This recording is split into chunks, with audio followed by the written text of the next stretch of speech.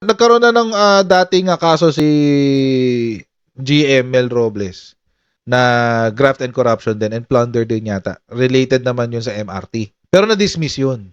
Na-dismiss yun sa ombudsman eh. Pero tinignan ko yung yung FPJMPM. Ito pala sila.